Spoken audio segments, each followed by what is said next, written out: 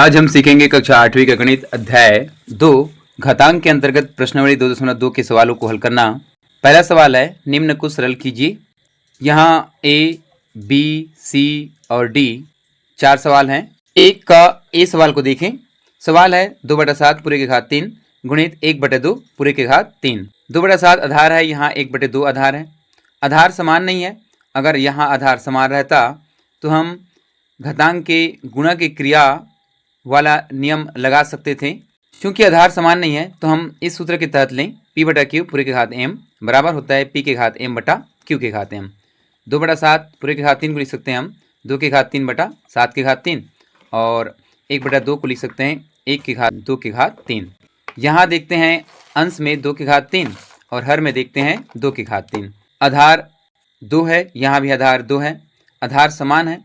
हम भाग की क्रिया अपना सकते हैं क्योंकि 2 के घात 3 बटा देखते हैं आप 2 के घात 3, चूँकि आप जानते हैं 1 के घात m बटा होता है 1 के घात n बराबर 1 के घात m ऋण n।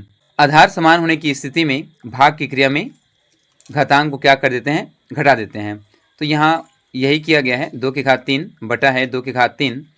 आधार को हमने एक बार लिखा, घातांक था 3, इसमें घातांक था 3, घातांकों को घटा दिया गया है। 2 के घात 3 ऋण 3 हो जाएंगे। फिर 1 के घात 3 को 1 के घात 3 लिखा गया है और पूरे के बटे में आ जाएंगे 7 के घात 3, क्योंकि यह 2 के घात 3 को हमने भाग कर दिया है अंश में 2 के घात 3 के साथ। अब देखते हैं 2 के घात 3 ऋण 3 तो 3 और ऋण 3 हो जाएंगे 0, तो हो जाएगा 2 के घात 0।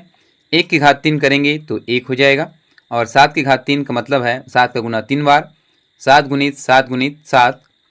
7 का गुना 7 से करेंगे तो 7 7 हो जाएगा 49 और 49 का गुना फिर से 7 से करेंगे तो कितना आ जाएगा 343। यहाँ देखते हैं 2 के घात 0, चूँकि 1 के घात 0 बराबर होता है 1। हम जानते हैं किसी भी संख्या के घात में यदि 0 है तो उसका पूरा मान किसके बराबर होता है, 1 के। 2 के घात 0 की जगह हम लिख सकते हैं 1 गुना है 1 और बटे में है 343। अंश में 1 गुणित 1 तो हो जाएंगे 1 और इस प्रकार से 1 बटा कितना आ जाएंगे 343। तो a का उत्तर हो जाएंगे 1/343। 1 का b सवाल को देखें। 4/5 पूरे के घात 4 गुणित है 5/4 पूरे के घात 2। आप देखते हैं आधार में 4/5 है, यहाँ आधार है 5/4। यहाँ अगर आधार बराबर रहता तो गुणा की क्रिया हम अपना सकते थे, लेकिन देखते हैं एक आधार है 4/5, दूसरा है 5/4।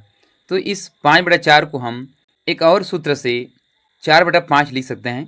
जैसे 4/5 पूरे के घात 4 को ज्यों का त्यों लिखा गया है गुणित 5/4 को लिखा गया है 4/5 पूरे के घात ऋण 2। क्योंकि आप जानते हैं a/b पूरे के घात m बराबर लिखा जाता है b/a पूरे के घात ऋण m।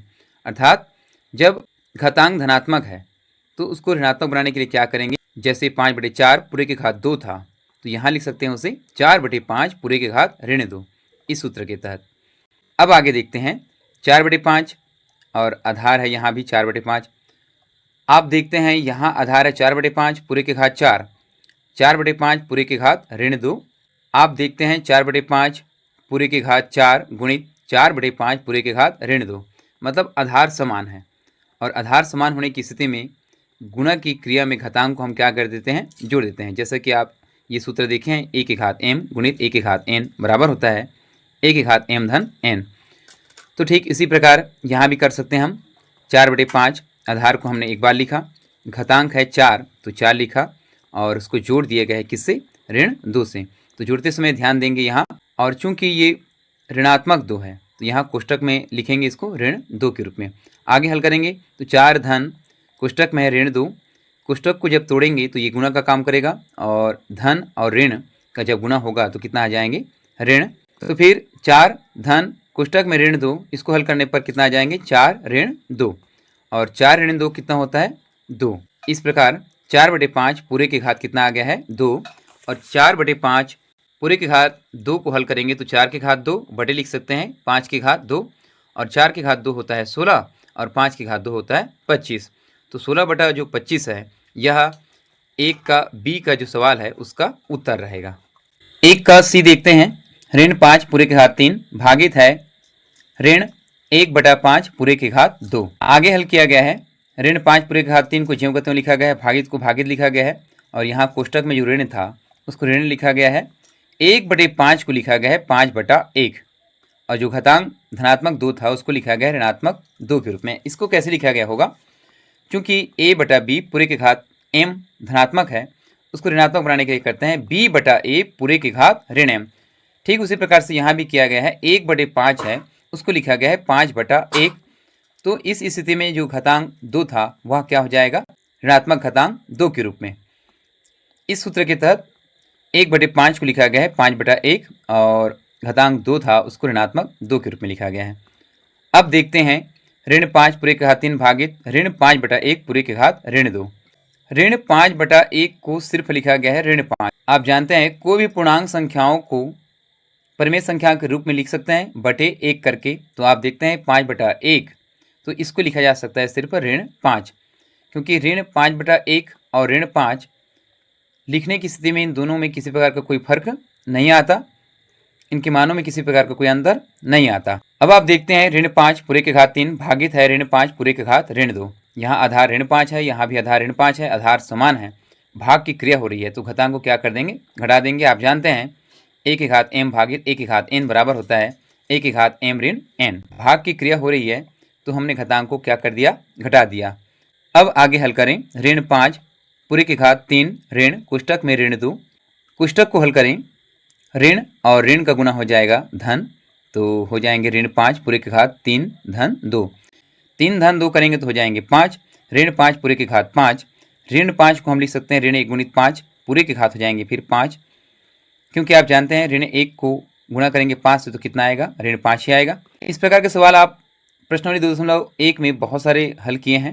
ऋण 1 गुणित 5 पूरे के घात 5 को लिख सकते हैं ऋण 1 पूरे के घात 5 गुणित 5 के घात 5, ऋण 1 के घात 5, ऋण 1 के घात विषम संख्या बराबर होता है ऋण 1, चूंकि 5 जो है विषम संख्या है, हम सूत्र जानते हैं ऋण 1 पूरे के घात विषम संख्या हो तो पूरा मान आता है ऋण 1 के बराबर। ऋण 1 पूरे के घात 5 को लिख सकते हैं ऋण 1, और 5 के घात 5 का क्या मतलब है, 5 का गुना 5 बार। आप गुना करके देख सकते हैं, 5 गुणित 5 जब करेंगे तो 25, और 25 का गुना 5 से करेंगे तो 125, और 125 का जब गुना करेंगे 5 से पुनः तो 625, और 625 का गुना 5 से एक बार पुनः करेंगे तो कितना आ जाएगा, 3125। आप स्वयं करके देखिएगा, इससे अभ्यास होगा आप लोगों को। फिर 3125 गुना करेंगे ऋण 1 से तो ऋण 3125। तो यह ऋण 3125 जो है दिए गए सवाल 1 का सी का क्या रहेगा, उत्तर रहेगा। 1 का डी को देखें, सवाल है 3/4 पूरे के घात 3 गुणित है 3/4 पूरे के घात ऋण 5। आप देखते हैं 3/4 आधार है और इसमें भी 3/4 आधार है, आधार समान है, गुणा की क्रिया हो रही है, घातांक को क्या कर देंगे, हमको जोड़ देना है, क्योंकि a के घात m गुणित a के घात n बराबर होता है a के घात m धन n। आधार समान होने की स्थिति में गुणा की क्रिया में घातांक को जोड़ दिया जाता है। तो 3 यहाँ घातांक था और यहाँ घातांक था ऋण 5, तो इसको लिखा गया है 3 धन कोष्टक में ऋण 5, क्योंकि ऋण 5 क्या है, पहले से ऋणात्मक है। अब इस घातांक को हल करेंगे, 3 कोष्टक में है 3 धन कोष्टक में ऋण 5, तो धन और ऋण का जब गुना होगा कोष्टक को तोड़ने पर तो कितना आ जाएंगे, ऋण 5। 3/4 पूरे के घात 3 ऋण 5 और 3 ऋण 5 होता है ऋण 2। 3/4 पूरे के घात ऋण 2, ऋणात्मक घात आया है, ऋणात्मक घात को हमको धनात्मक बनाएंगे तो लिख सकते हैं 3/4 को 4/3 पूरे के घात 2, क्योंकि a/b पूरे के घात यदि ऋण m हो तो उसको लिख सकते हो b/a पूरे के घात m के रूप में। तो ठीक उसी प्रकार से 3/4 पूरे के घात ऋण 2 को लिख सकते हैं हम 4/3 पूरे के घात 2 के रूप में। अब 4/3 पूरे के घात 2 मतलब हुआ 4 के घात 2 बटा 3 के घात 2, और 4 के घात 2 होता है 16 और 3 के घात 2 होता है 9। तो इस प्रकार से 1 का डी सवाल का उत्तर हो जाएंगे 16/9। यदि किसी प्रकार की और जानकारी इस सवाल में आप चाहते हैं तो कमेंट बॉक्स में आप लिख सकते हैं।